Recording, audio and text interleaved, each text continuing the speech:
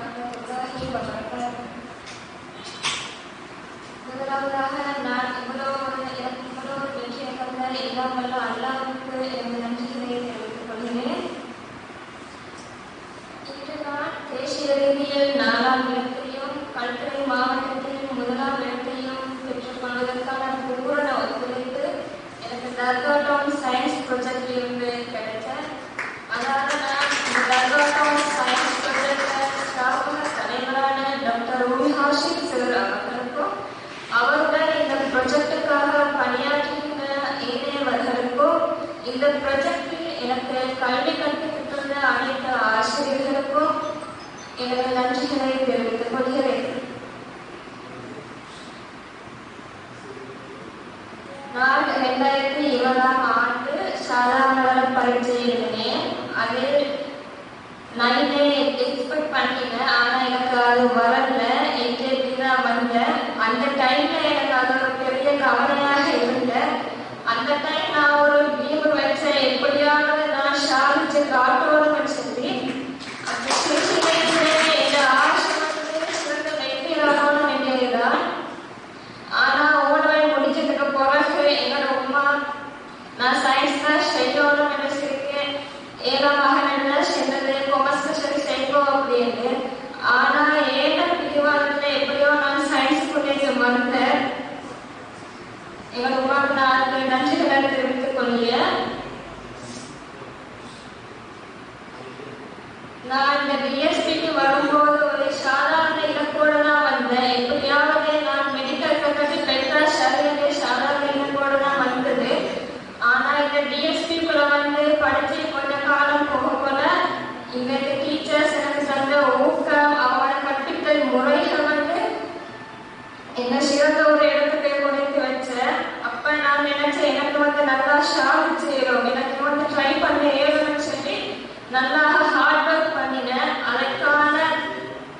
அதுக்கான உண்மை இன்னைக்கு எனக்கு கிடைச்சிருச்சு.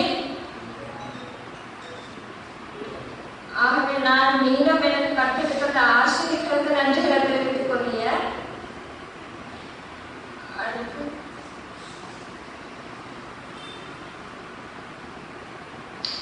பிஎஸ்பியில படிச்ச போல எனக்கு ஆசை வந்து இருந்து 1000 சஸ்டெயினபிளா வரணும் வேண்டியது. ஆனால் நம்பிக்கை வந்து இருச்சல்ல. என்னன்னு சொன்னா என்னையும் விட படிச்சவங்க ஸ்ரீலங்கால நிறைய பேர் இருக்குமே அப்படின்னு ஒரு சந்தேகம் என் மனசுல இருந்தேன். ஆனாலும் நான் ஹார்ட் ஒர்க் பண்ணினேன். ட்ரை பண்ணி பார்ப்போம் என்னால ஏழும்னு சொல்லி. ஆனா எப்படியோ ஐலண்ட் 4 எனக்கு கிடைச்சிச்சு. நான் பெரிய சந்தோஷம் பண்ணியாருக்கு.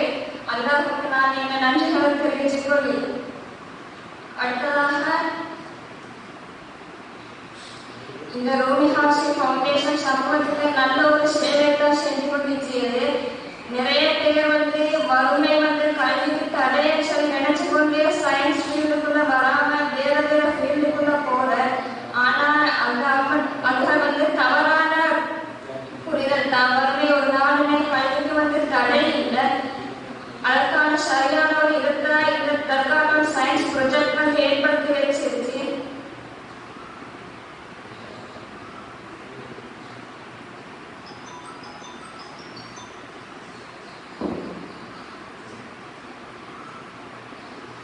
அடுத்தது நான் grade 9 படிச்ச போல என்னோட வாப்பா வந்து வஃபாத் ஆகிட்ட. அந்த டைம்ல எல்லாம் நான் பெருசா வந்து படிப்புல வந்து பெருசாக இருந்ததில்ல. எனக்கு அந்த டைம்ல கூட நான் இவ்வளவு எக்ஸ்பியூ பண்ணுமான்னு சொல்லி என் மனசுல ஒரு புள்ளி கூட இருந்ததில்ல.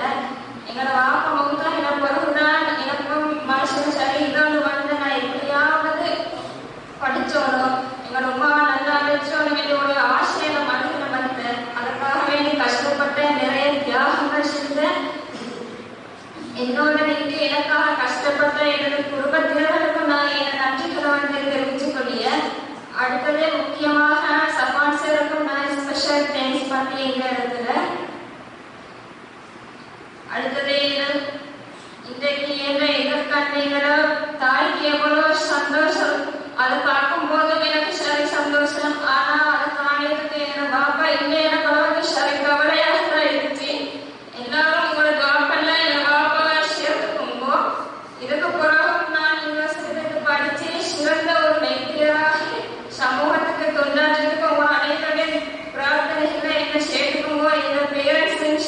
விரும்புகிறோம் என்று கூறி விடைபெறுகிறேன்.